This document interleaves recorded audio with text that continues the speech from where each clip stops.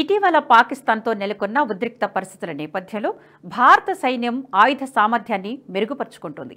అందులో భాగంగానే రష్యా భాగస్వామ్యంతో భారత్లో తయారైన అత్యాధునిక AK-203 అసాల్ట్స్ రైఫిల్స్ మన దేశం సైన్యం చేతికి అందనున్నాయి. ఆగస్టు 15 లోపు దాదాపు 7,000 రైఫిల్స్ను డెలివరీ చేయనున్నట్లు ధృవీకరించింది Indo Russian rifles private limited. 5,200 కోట్ల ఒప్పందం కింద కంపెనీ రాబోయే దశాబ్ద కాలంలో 6 లక్షలకు పైగా యూనిట్లను సైన్యం చేతుల్లోకి అందించే లక్ష్యంతో తయారీ జరుగుతోంది. ఒప్పందం ప్రకారం IRRPL 2036 నాటికి 6,203,000 రైఫిళ్లను ఇవ్వాలని ఉంది.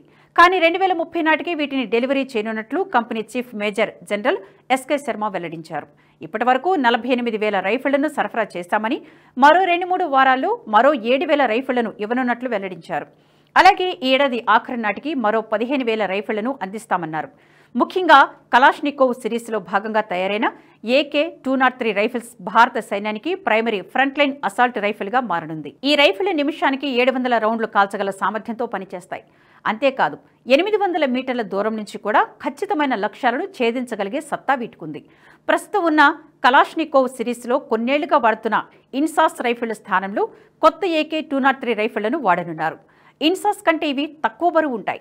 ఇన్సాస్ రైఫిల్ మ్యాగజైన్ లేకపోయినా 4 కిలోల కంటే ఎక్కువ బరువు ఉంటుంది. AK-03 మాత్రం మ్యాగజైన్తో కలిపిన 3.8 కిలోలు మాత్రమే ఉంటుంది. దీనివల్ల సైనికులకు భారం ఉండదు. ఈ రైఫిల్ వెనుక భాగాన్ని మడత పెట్టే సౌకర్యం ఉండడం వల్ల ఉపయోగించే సమయంలో పట్టుకోవడానికి, శరీరంపై ధరించేందుకు సులభంగా ఉంటుంది.